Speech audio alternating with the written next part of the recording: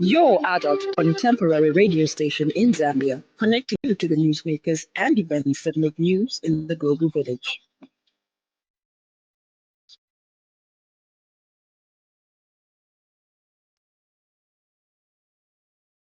Good afternoon. This is the 5FM Radio News. The headlines. The process of redeeming farming inputs for the 2025-2026 farming season commences on Monday. Zambia Police Service detains three in connection with theft of former police post container. And South Korea fires warning shots at North Korean troops crossing border.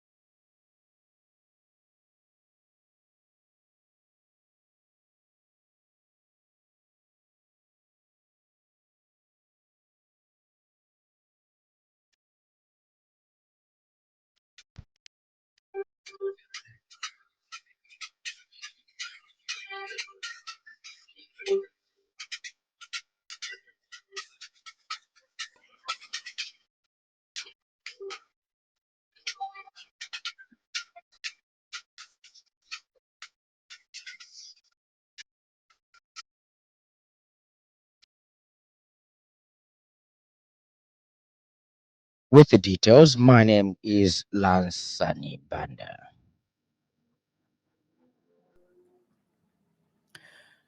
President Hakainde Hichilema has arrived in the Copperbelt province for a two-day working visit aimed at engaging with local stakeholders, inspecting development projects, and reinforcing the government's commitment to economic recovery and job creation in the region. During the visit, the head of state is expected to meet with various Copperbelt-based stakeholders to discuss ongoing development programs, challenges affecting the province and strategies for accelerating economic growth. President Hichilema is also scheduled to tour infrastructure projects as part of efforts to ensure that governments corners of the country. The visit reaffirms government's dedication to decentralization, transparency, and inclusive development, with a particular focus on restoring investor confidence and improving the livelihoods of the Zambian people. The Ministry of Agriculture notes that the process of redeeming of farming inputs for the 2025-2026 farming season will officially commence on Monday, 25th August 2025. This targets all potential beneficiary farmers, input suppliers, and agro-dealers under the Farmer Input Support Program (FISIP), Ministry of Agriculture Principal Public Value says as part of the government's in efficiency, transparency, and accountability in the FISIP implementation. The ministry, in partnership with all three mobile network operators, will introduce an electronic Know Your Customer (EKYC) system for verifying beneficiaries. He says this system is meant to ensure that only eligible farmers benefit, thereby improving accuracy in beneficiary identification. Mr. Zilu says farmers are strongly advised to use their own active mobile numbers with names registered under their national registration and mobile money wallets. He says for accurate identification and processing of agricultural insurance and payments. Mr. Zilu says this digitalization efforts speeds up beneficiary verification and payments and supports the government's broader goal of modernizing financial services in the agricultural sector.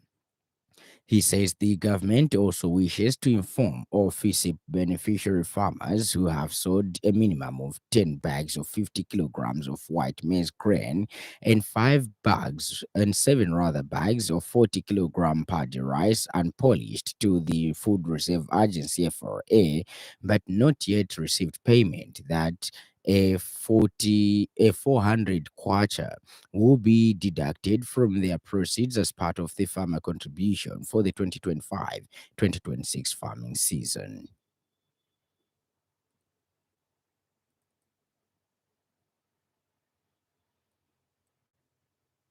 The Minister of Agriculture wishes to also inform all FISIP beneficiary farmers who have supplied a minimum of 10 bags of 50 kg of white maize grain and 7 bags of 40 kg paddy rice unpolished to the Food Reserve Agency but have not yet received payment, that a 400 kwacha will be deducted from their proceeds as part of the farmer contribution for the 2025-2026 farming season. The direct deduction of the 400 kwacha as a farmer contribution from the crop sales is intended to minimize additional costs for farmers and to ensure a smooth and efficient start of the season.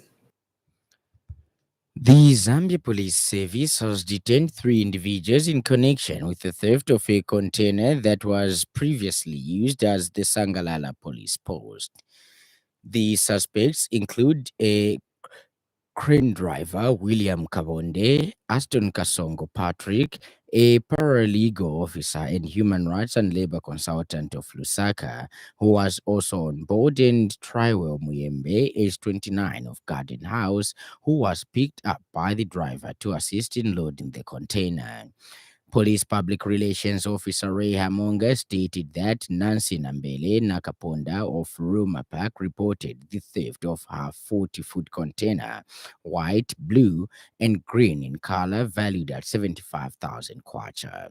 The container had previously been donated by a Chinese national and was used by the Zambia Police Service as the Sangalala police post.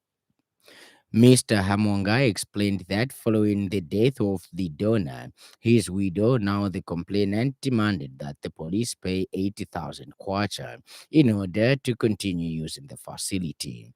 Despite several meetings between the Lusaka Division Command and the widow, no agreement was reached. As a result, police operations were relocated to Bonaventure Police Post, leaving the container unoccupied. The crane truck has since been impounded and all 3 occupants were detained. The main suspect, William Kabonde, has been charged with the offense of theft. Investigations into the involvement of other suspects are ongoing. United Nations Secretary General Antonio Guterres announced today that appointment of Chaloka Beyani of Zambia as special advisor on the prevention of genocide.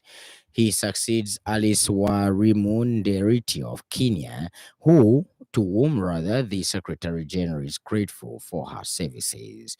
The Secretary General also extended his appreciation to Virginia Gamba, former special representative of the Secretary General for Children and Armed Conflict, and Pramila Gattin or Parton, special representative of the Secretary General on Sexual Violence on Conflict, who have been serving as acting special advisor on the prevention of genocide. Ms. Parton will continue to serve as acting special advisor until Mr. Bayani assumes his position. Currently an associate professor of international law in the Law Department, London School of Economics and Political Science, LSE, since 1996, Mr. Bayani brings political or practical rather legal, diplomatic, including national constitutions and treaty making. He is an international expert on internally displaced persons, population transfers, mercenaries, and private military companies, sexual and reproductive health, human rights based approach to development and climate change, having served as legal advisor to the Office of the High Commissioner for Human Rights.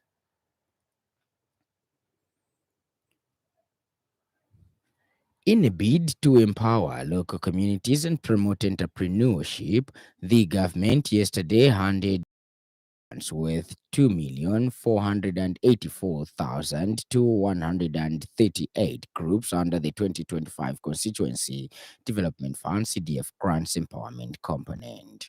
Speaking at the handover ceremony, the District Commissioner, Mr. Teris Kunda, says the Grant Empowerment Program is part of the government's efforts to promote community-led development.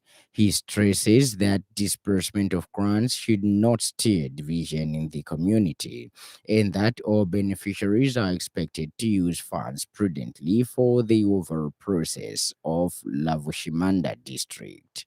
Mr. Kunda commends the Republican President, Mr. Hakainde Hichilema, for the commitment and dedication shown in uplifting the communities of the district through the increased CDF initiative. The grants are aimed at supporting small businesses, entrepreneurship, and community development initiatives in the district. The beneficiary groups include cooperatives, women's clubs, and youth groups who are expected to use the funds to start or grow income generating activities.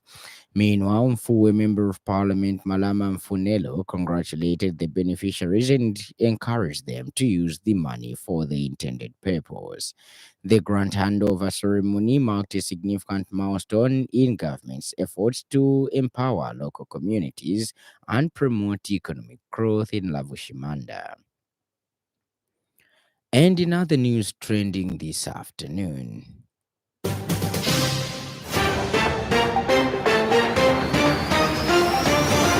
the opposition Democratic Union Party leader Akim Jovu has called for increased Zambian ownership of mining companies, saying the sector should benefit citizens more directly.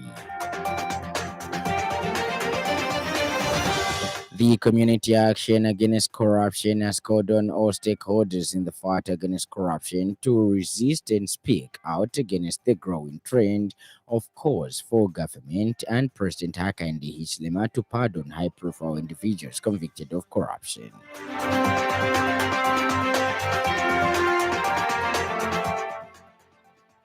And in news from South Korea has confirmed it fired warning shots earlier in the week at North Korean soldiers who briefly crossed the heavily fortified border between the two countries. North Korean state media called the shots a deliberate provocation, and Pyongyang has accused Seoul of risking uncontrollable tensions. The incident was made public as new South Korean President Lee Jae-myung departed Seoul on Saturday for a visit to Tokyo and Washington. Pyongyang has upped the ante in recent weeks, with leader Kim Jong-un's sister rebuffing efforts towards reconciliation made by Lee's government. For more news, here's a roundup from the BBC. India has denied accusations that it's funding Russia's war in Ukraine after the US imposed import taxes on Delhi for buying oil from Moscow. South Korea's President Lee Jae-myung is in Japan, the first time a South Korean leader has visited its former colonial power before visiting the United States. Mr. Lee, who won a snap election in June, is holding talks with Prime Minister Shigeru Ishiba. The military government in Guinea has suspended the three main political parties for 90 days. This comes ahead of a constitutional referendum due in September. M23 rebels who control parts of eastern Congo have accused the Congolese military of collaborating with the rival ethnic Hutu militia, the FDLR. And in sports news, West Ham United midfielder Edson Alvarez is joined Turkish club Fenerbahce on loan with an option to make the move permanent next summer. The Mexico international 27 joined the Hammers in a third from Dutch side Ajax in 2023. Made 73 appearances for the club, scoring 2 goals and assisting 3.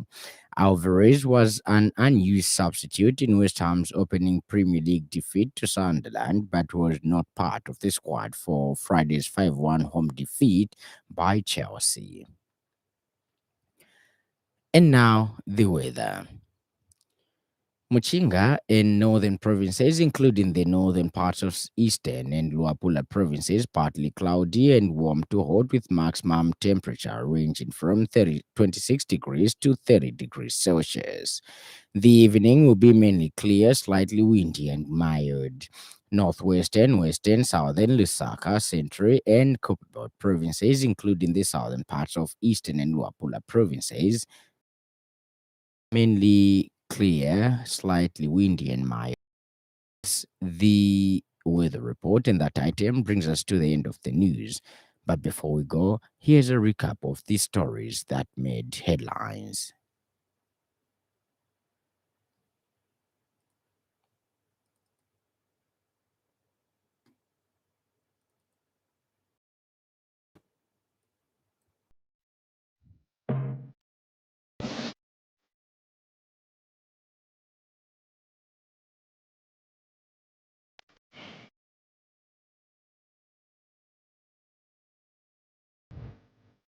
The process of redeeming farming inputs for the 2025-2026 farming season commences on Monday.